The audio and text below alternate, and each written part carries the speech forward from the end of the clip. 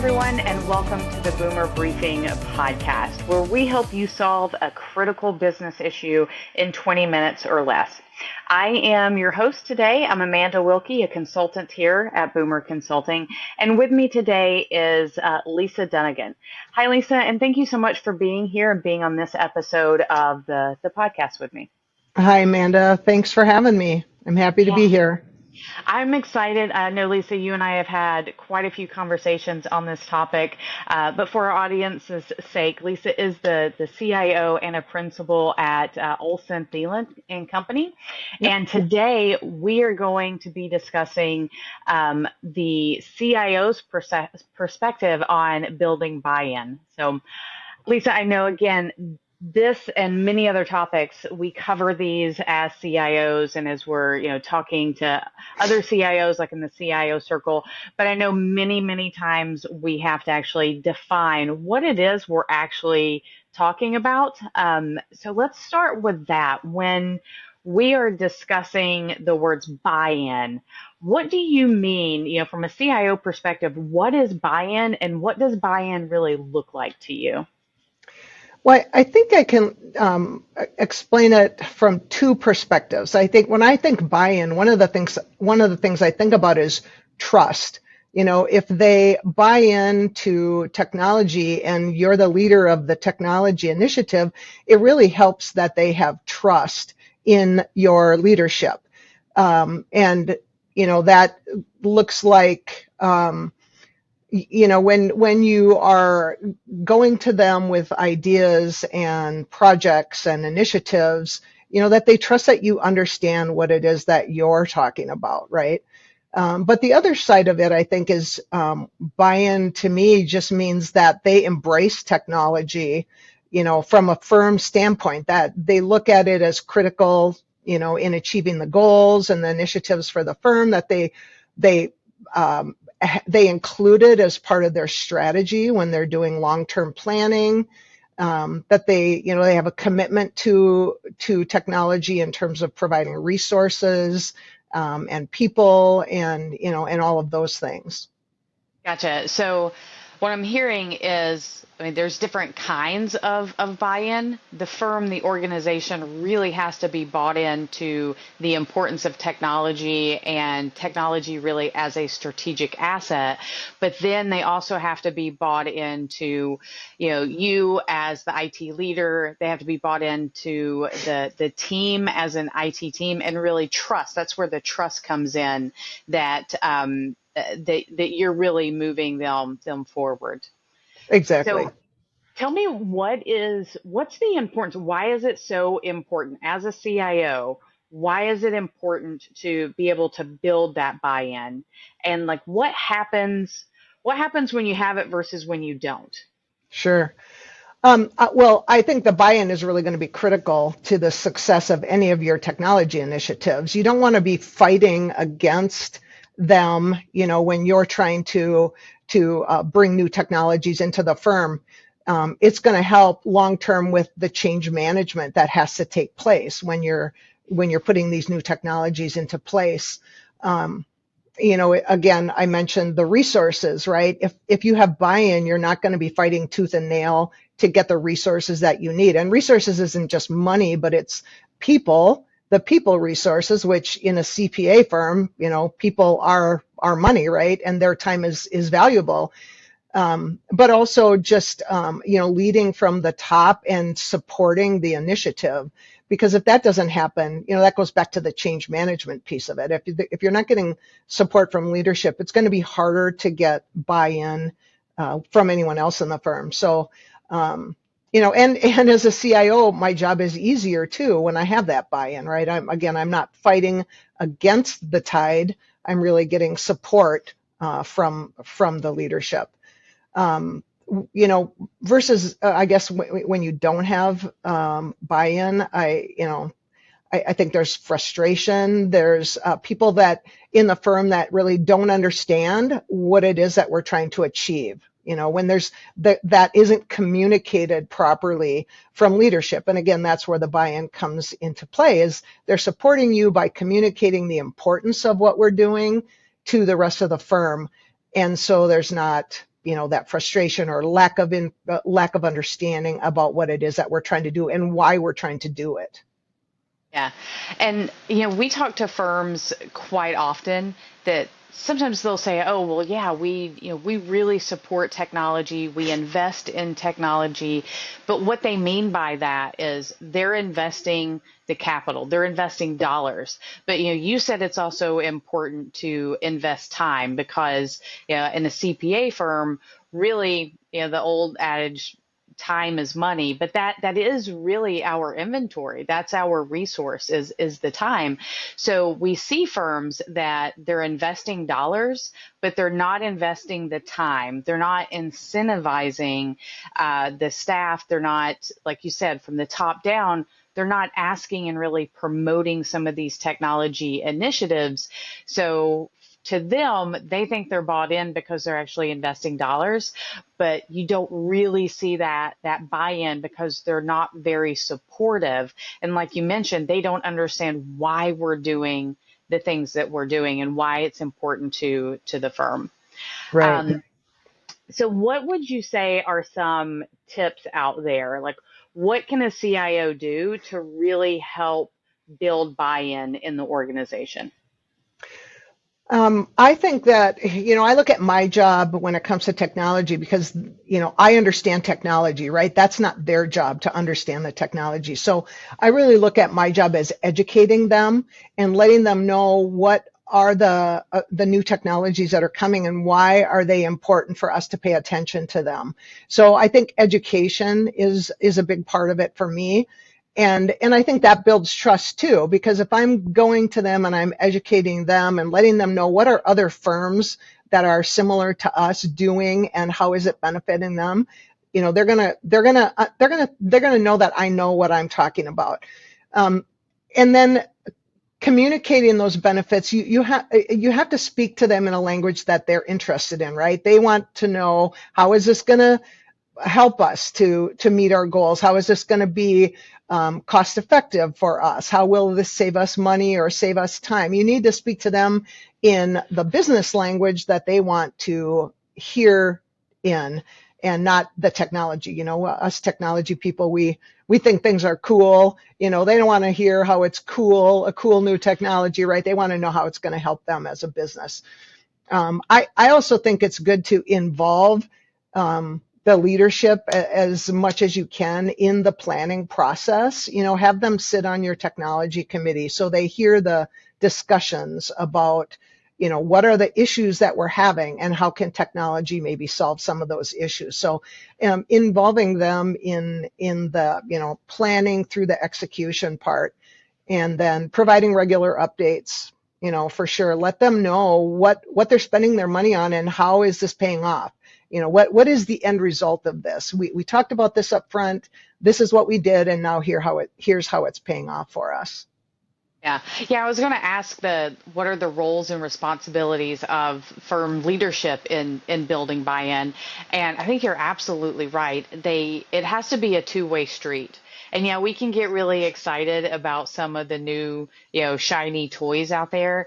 And I think, technologists, CPAs, whatever it is, we kind of have our own language and it makes sense to us. And I think sometimes it is difficult to become those translators because again, we get excited about things. I luckily I like to say that many of my best friends are CPAs. I'm not a CPA, but my friends are. And I think to your point, it's very important to build those relationships that you can go in and you can be a bit vulnerable and say, I don't understand how this is working. I don't understand this part of the business, but I think that helps build that trust that you're talking about so they can come to you and say, I don't understand this technology. I'll use the example right now of generative AI, which is like the hottest thing. And we hear a lot of firms that are like, oh, we've got to be using this like today, tomorrow, because it's going to change the profession. But then there's a lot of fear as well. And I think it's our responsibility sometimes to translate and help them understand what technology is and the impact that it's going to have on the business. But again, it's that partnership of translating the business to technology and translating technology to the business. It really helps build that trust, and that's going to build that buy-in. Yeah. Yep, I agree. So if your CIO, so let's think about the firm and firm leadership. If your CIO isn't really effective at building buy-in yet, what can that firm do? What can the CIO do to really help build those skills, those buy-in building skills? I think, as maybe a new CIO to a firm, if you don't really feel like you have that trust yet, or, the buy-in, again, I think it goes back to kind of education, right? You need to be talking to them, letting them know what it is that you feel that they need to do or should be doing, and why. Give them that education, but also ask them, what do you want to see from me? What information can I give you? Or if you're an existing CIO and you don't feel like you've got that trust, ask them the question, what is it that you want to know from me, so that I can build that trust, right? Are you not hearing enough about, whatever, A, B, or C from me that I can do? And share reports and share metrics and, accomplishments and things like that, so that they know what you are doing. I think on the IT side, we hear this a lot. When things are going great, they don't know what you're doing, right? You're just making things work, but you're very invisible to them. And that's the goal, is to be invisible to everybody. But the downside of that is you're invisible to everybody. So you need to let them know that, hey, we had a hard drive failure and we were able to fix that, and or something failed and we were able to fix that, and nobody even knew that it happened, right? That's as designed. So you want to report on those things, and let them know that you are, this, what you're doing, right? This is what your job is, and you're doing your job. I think also you can look at bringing in, like, maybe an outside consultant. If you're new to the job and there is maybe another firm that your firm really has a close relationship with, or they trust, this firm, you could maybe bring them in as like a consulting technology strategist or something. And again, that kind of supports you, helps to build that buy-in over the long term. So I think, looking at it, kind of shifting it to the other direction, you need to have trust and buy-in from the other people in the firm too, right? So leadership can help to support that by being visibly involved in some of the technology decisions, right? Again, supporting from the top, letting people know that you do trust your technology group and your CIO, so that they should trust them as well, and they should, give them the I don't want to say respect, but they should understand that, they do have your support as a leadership team.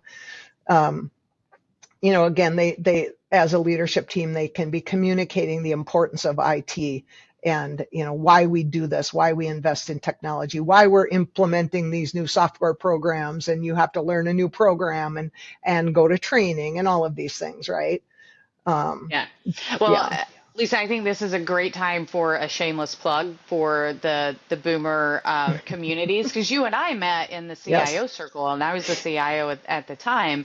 And you mentioned, one way to build trust is to come back and tell your firm leadership, what are other firms doing? And that's one of the things that I really got out of the boomer technology circles and the boomer CIO circle, was that's where I went to answer that question of what are other firms doing, and bringing that back to firm leadership, let them know that I was keeping my ear out for what other firms were doing. I could tell them what Lisa was talking about at the CIO circle, or other firms. And even like this podcast, if there's a CIO listening to this podcast, I recommend forwarding it on to someone in firm leadership. I'm going to throw out another recommendation because you said, when we keep the lights on and everything is up and running, we don't hear from anyone. And yes, that's the way we want it. That's the way it should be because that's our job. I was having a similar conversation with someone recently, and I asked them when's the last time they picked up the phone and called their power company, like their electric company, and said, thank you. The lights have been on for like 6 months. So they've been on since that last big snowstorm. No one does that. So if you are a firm leader listening to this podcast, I encourage you to pick up the phone. It may freak them out, but call your CIO, call your IT leader. Lisa, what would you do right now if your managing partner picked up the phone and said, Lisa, thanks. The lights have been on. Everything's been running smoothly for a while. I would be surprised a little bit, but I would say thank you. Thank you for noticing. It actually has happened. I have to admit, we have great support from our leadership, and we have those conversations, right? Well, everything's been working great, I guess that's good. So yeah, you're doing your job.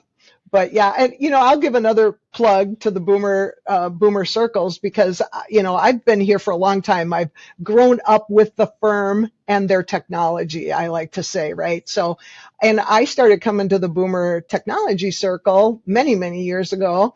And that's where I learned how to speak to our partners in the language that they understand, right? I was the technology person. I wasn't the CIO at the time. And I knew all about computers, but I didn't understand the issues that the partners ran into and that they were struggling with. And they didn't really understand the issues we were struggling with. So being a member of that circle, we had great conversations after coming out of those meetings and, just talking about, wow, I didn't, I see this from your perspective now, or on their side, they would say, wow, I never really understood that, this was so difficult to accomplish. And so that was a great experience for me, just getting up to that next level and to be able to talk to them in the language that they understood, because I got to understand that a lot better. Yeah, I think that's very important. And so I'll just kind of summarize the conversation. We talk about buy-in and how important it is, but it's not something that always just happens naturally. It is something that firm leadership, your CIO, they need to both work on. And it really comes down to really building that trust. And I think transparency, communication, and really working together to bridge the gap between the business and technology is really the way to build that buy-in. Would you agree with that, Lisa? Yeah, absolutely. Awesome. Well, Lisa, I just want to thank you so much for being here with me today. I always appreciate our conversations. I appreciate your insights today. And for our listeners out there, if you enjoyed this conversation, we do release a new podcast every Tuesday morning. And today we talked about technology and building buy-in, but we also cover topics about leadership, talent, growth, process. So what all of these topics really have in common is that they are crucial to your firm's success and helping you solve a critical business issue in 20 minutes or less. So if you like what you heard, please, I encourage you to subscribe, and thank you very much for listening today.